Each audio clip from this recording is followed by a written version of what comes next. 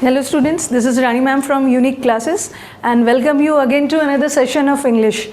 और जैसा कि आप टॉपिक से देख रहे होंगे, आज का हमारा सेशन बेस्ड है सेंटेंस इम्प्रूवमेंट. सेंटेंस इम्प्रूवमेंट में भी मैंने लिया हुआ है मेंस का, ठीक है. मेंस 2018 का जो सेंटेंस इम्प्रूवमेंट का क्वेश्चन आया हुआ है. As a teacher what I personally feel कि एरर से भी मुझे ज़्यादा ईजी लगता है सेंटेंस इम्प्रूवमेंट.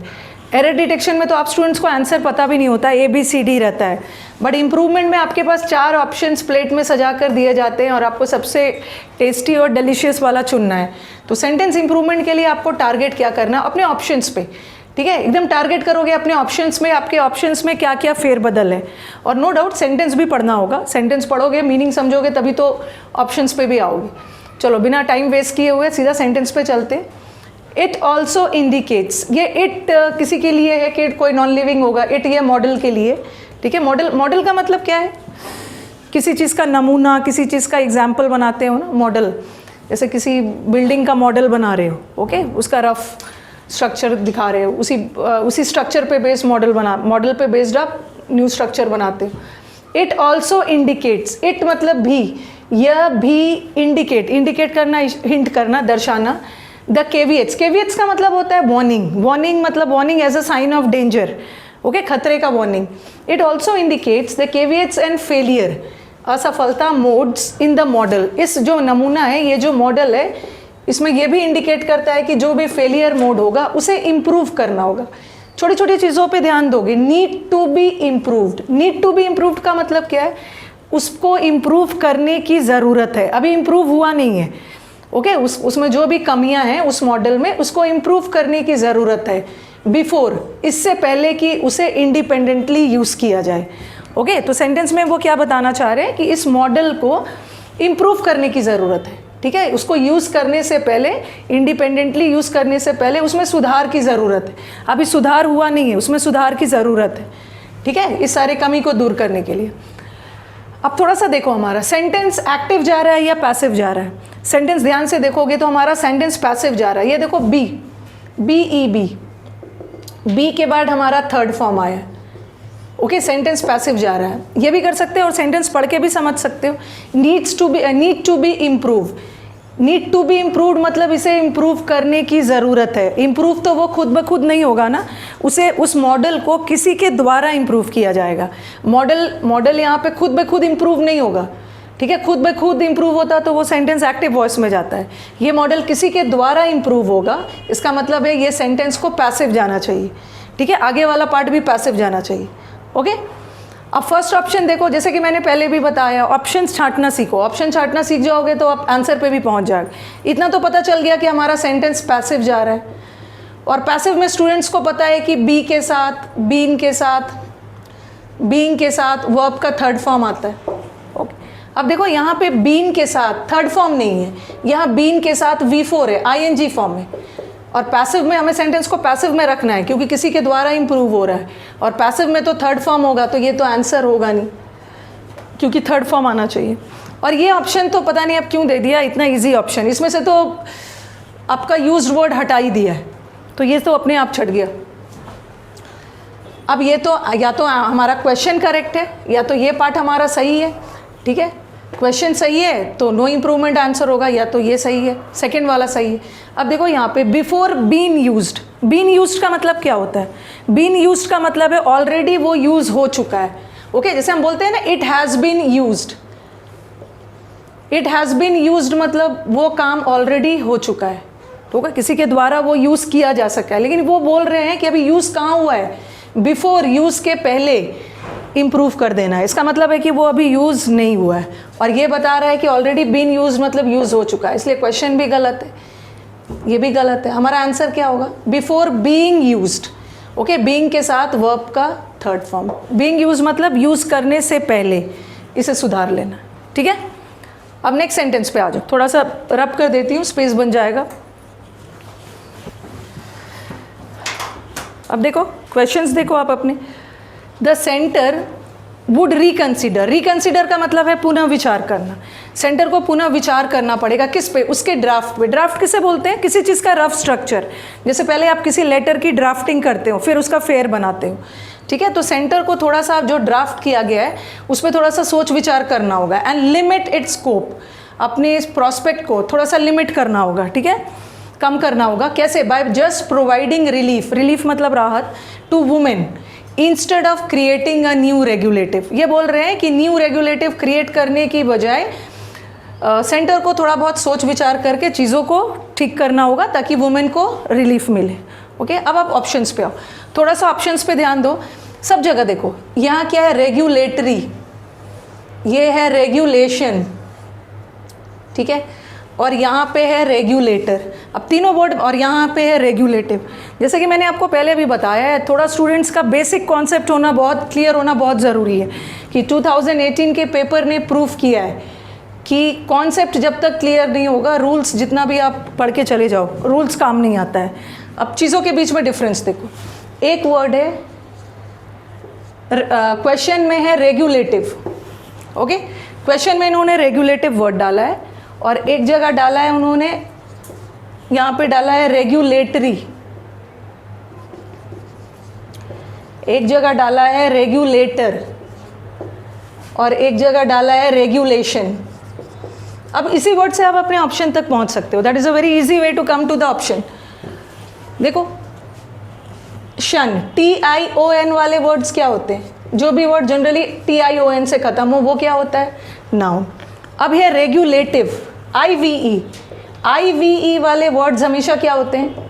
एडजेक्टिव, क्योंकि एडजेक्टिव नाम में ही तो IVE है, तो IVE वाले वर्ड एडजेक्टिव होते हैं। So regulative is an adjective, okay, regulation is a noun. अब आ जाओ रेगुलेटरी और रेगुलेटर। रेगुलेटर किसे बोलते हैं?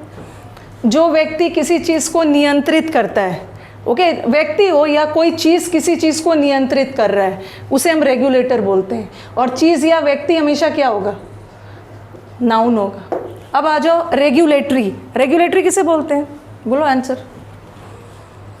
रेगुलेटरी जिसे नियंत्रित किया जा सके उसे क्या बोलते हैं? रेगुलेटरी। जैसे हमारा RBI रेगुलेटरी बॉडी है ना, सारे बैंक्स को नियंत्रित कर रहा है। RBI is a regulatory body. ये बॉडी संस्था के सेंस में नाउन है। कैसा है? कैसा बॉडी? रेगुलेटरी। तो ये रेगुलेटरी भी एडजेक्टिव, ओके, ये नाउन और एडजेक्टिव के कॉन्सेप्ट से हम ऑप्शन को छांट सकते हैं। अब यहाँ पे वर्ड देखो, न्यू। न्यू क्या है? न्यू हमारा एडजेक्टिव है, ठीक है, न्यू इज नया, न्यू एडजेक्टिव है। और एडजेक्टिव किसकी विशेषता बताता है? एडजेक्टिव नाउन की विशेषता बताता है। इसका मतलब है कि इसके बाद वाला वर्ड हमें नाउन चाहिए। न्यू के बाद वाला वर्ड क्या चाहिए? नाउन चाहिए। ये एडजेक्टिव है, ये भी एडजेक्टिव है, तो क्वेश्चन ही गलत है, क्योंकि न्यू भी एडजेक्टिव है और रेगुलेटिव भी एडजेक्टिव है। अभी बताया ना, regulative is also an adjective, और दो एडजेक्टिव तो यहाँ पे आएगा नहीं, क्योंकि हमें यहाँ पे नाउन की ज़रूरत है। क्वेश्चन गलत है, नो इम्प्रूवमेंट, आंसर नहीं होगा। अब आ जाओ रेगुलेटरी, न्यू है और यहाँ पे अ भी तो लगा है, ये एडजेक्टिव है और अ भी तो लगा है। अ क्या है? आर्टिकल, और आर्टिकल के बाद क्या चीज़ की ज़रूरत पड़ती है? नाउन की। बट रेगुलेटरी एडजेक्टिव है, ये भी हटा, ओके। अब हमें नाउन की ज़रूरत है। रेगुलेशन भी नाउन है, रेगुलेशन भी नाउन है और रेगुलेटर भी नाउन है, ठीक है, दोनों नाउन है और हमें नाउन की ज़रूरत है। अब देखो, दोनों नाउन है, दोनों में से कोई एक आंसर होगा, बट सेंटेंस के अनुसार कौन सा फिट बैठ रहा है? रेगुलेटर मतलब जो नियंत्रित करते हैं, ये देखो दोनों नाउन है। जो हमारा रेगुलेटर है ये भी नाउन है, ठीक है, और रेगुलेशन है ये भी नाउन है, ठीक है, दोनों नाउन है, बट दोनों के बीच में काफ़ी डिफरेंस। आपने पढ़ा होगा ना rules and regulations. Rules and regulations का मतलब है नियम कानून, लॉ बना रहे हैं, रूल्स बना रहे हैं, ठीक है। और ये रेगुलेटर तो जो लोग नियंत्रित करते हैं, ये तो कोई पर्सन या व्यक्ति हो सकता है। तो पैसेज के अकॉर्डिंग किया जा रहा है कि वुमेन के लिए कोई नया नियम कानून बनाने की ज़रूरत नहीं है, जो है उसी पर पुनः सोच विचार करना है। तो यहाँ कौन से सेंस में जाएगा? Rules and regulations. तो आंसर हमारा क्या होगी? See, okay. चलो और दो सेंटेंस कर लेते हैं। But understanding what constitutes such a miracle diet and making sure, ठीक है, that patients get it isn't as straightforward as it seems, okay. Understanding कि ये मिरेकल डाइट मतलब चमत्कारी आहार।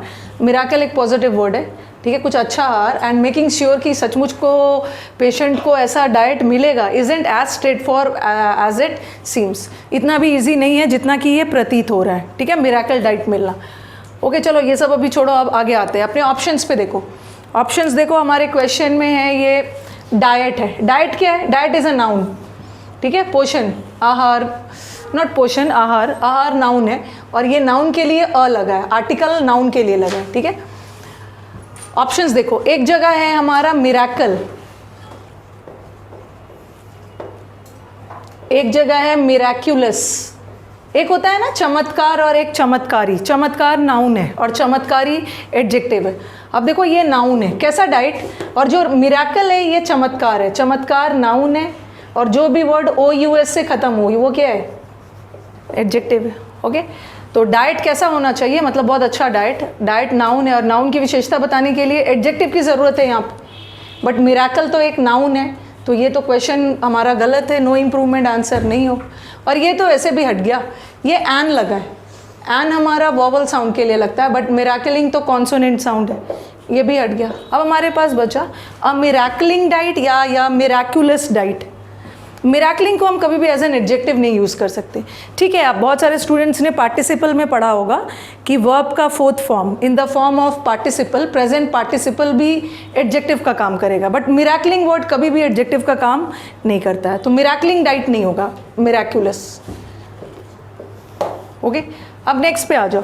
मैंने मॉडल वर्ब का वीडियो पहले भी डाला हुआ है, ठीक है, आप प्लेलिस्ट में जाके वॉच कर सकते हो। और अभी जितने भी रीसेंट एग्जाम्स हुए हैं उसमें मॉडल वर्ब से कहाँ से एरर आया हुआ है, जो कि मैं आपको बार बार बताती हूँ। मॉडल वर्ब से एरर्स कहाँ से आता है? जितने भी मॉडल वर्ब्स होते हैं वो अपने साथ वर्ब का फर्स्ट फॉर्म लेते हैं। इसको ध्यान दोगे तभी ये समझ में आएगा। जितने भी हमारे मॉडल वर्ब्स है, विल है, शैल है, कैन है, कुड है, सबके साथ वर्ब का फर्स्ट फॉर्म लगता है, ठीक है। अगर इसे मॉडल वर्ब को पैसिव में यूज़ करेंगे, जैसे विल के साथ, शैल के साथ, पैसिव बनाने के लिए बी यूज़ करके और फिर बी यूज़ हो गया, तो उसके बाद कौन सा वर्ब आएगा? वर्ब का थर्ड फॉर्म, ठीक है। ये देखो, she will give the book, she will give the book, वो बुक देगी। यहाँ तो काम कौन कर रही है? काम शी कर रही है। यहाँ पे शी जो हमारे डूअर है वो एक्टिव है, ठीक है। डूअर एक्टिव है, इसका मतलब है सेंटेंस किस में जा रहा है? सेंटेंस हमारे एक्टिव वॉइस में जा रहा है, और एक्टिव वॉइस में तो मॉडल वर्ब के साथ वर्ब का फर्स्ट फॉर्म। बट इसी को मैं अगर कर देती हूँ, ठीक है, मॉडल वर्ब के साथ वर्ब का फर्स्ट फॉर्म आता है, बट कभी कभी मॉडल वर्ब के साथ वर्ब का थर्ड फॉर्म भी आता है। थर्ड फॉर्म किस सेंस में आता है? अगर सेंटेंस पैसिव जा रहा है, अगर मैंने इसको लिखा she will be given the book, उसे एक बुक दी जाएगी, वो कुछ नहीं करेगी, उसको कोई और आके बुक देगा, तो यहाँ कोई शी कोई काम नहीं कर रही है, शी के साथ कुछ हो रहा है, इसका मतलब है सेंटेंस पैसिव, और पैसिव वॉइस में बी के साथ वर्ब का थर्ड फॉर्म, ठीक है। और इस मॉडल के साथ तो बी आ रहा है, बी भी वर्ब का फर्स्ट फॉर्म ही होता है।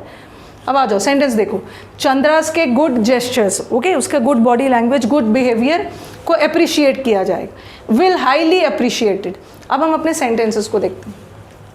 ये जो हाईली है ये हमारा एडवर्ब है, ठीक है, हार्डली हमारा एडवर्ब है, विल हमारा मॉडल वर्ब है, और हमने क्या पढ़ा है? चंद्रा के गुड जेस्चर्स को अप्रिशिएट किया जाएगा। ये सेंटेंस को एक्टिव जाना चाहिए या पैसिव जाना चाहिए? पैसिव जाना चाहिए, क्योंकि उसके अच्छे व्यवहार को उसके अच्छे व्यवहार की प्रशंसा की जाएगी, उसके द्वारा नहीं, किसी और के द्वारा, और वो काम किसी और के द्वारा हो रहा है, तो उसको क्या में जाना चाहिए? पैसिव में जाना चाहिए, ठीक है। मॉडल वर्ब देखो, ये मॉडल वर्ब है, ये जो हमारा विल है मॉडल वर्ब है, और मॉडल वर्ब के साथ तो वर्ब का हमेशा फर्स्ट फॉर्म आता है, बट ये तो थर्ड फॉर्म है, सॉरी, मॉडल वर्ब के साथ हाँ फर्स्ट फॉर्म आता है और ये तो थर्ड फॉर्म है, तो यहाँ तो विल के साथ फर्स्ट फॉर्म नहीं आएगा, अकेला विल है तो उसके साथ V1 आएगा। और सेंटेंस हमने देखा भी कि सेंटेंस को क्या जाना चाहिए? पैसिव जाना चाहिए, और पैसिव जाने के लिए बीच में बी लगा के फिर थर्ड फॉर्म लगाओ। कौन सा आंसर होगा? ठीक है, ये आंसर इसलिए गलत है क्योंकि बी के बाद यहाँ भी सेंटेंस को वो पैसिव ले जा रहे हैं, लेकिन बी के बाद कौन सा फॉर्म आना चाहिए? बी के बाद वर्ब का थर्ड फॉर्म आना चाहिए ना, बट ये कौन सा फॉर्म है? ये तो हमारा V1 फॉर्म है, ये गलत है, ठीक है। अप्रिशिएटेड होना चाहिए, और ये भी नहीं होगा विल बी हाई अप्रिशिएटिव। ये अप्रिशिएटिव क्या है? IV आ गया तो क्या है? एडजेक्टिव है, और हाई भी एडजेक्टिव है, बट हमें तो एडवर्ब की ज़रूरत है ना, हाईली की ज़रूरत है, ये भी हट गया, और नो इम्प्रूवमेंट आंसर है नहीं, तो अल्टीमेटली हमारा आंसर क्या है, थर्ड है। ओके, तो आज हमने सेंटेंस इंप्रूवमेंट का मेंस का 4 क्वेश्चंस उठाया था, आने वाले सीरीज़ में और भी मिलेंगे, ठीक है। एंड अगर आपको सेंटेंस इंप्रूवमेंट का videos, if you people really find it very fruitful, तो चैनल को सब्सक्राइब करो अभी, ठीक है, वीडियोस को लाइक करो और शेयर करो, ताकि आपको और भी अच्छे अच्छे वीडियोस मिलते रहे। एंड आपके जो कमेंट्स है वो तो मेरे लिए बार बार बोलती हूँ, दे आर वेरी वैल्यूबल। और एक स्टूडेंट ने मुझे कमेंट में बोला है कि मैम जाने से पहले बोलिएगा कि सी यू सून, तो ठीक है, I will see you soon. अब सून मिलते हैं नेक्स्ट सेशन में, चलो थैंक यू।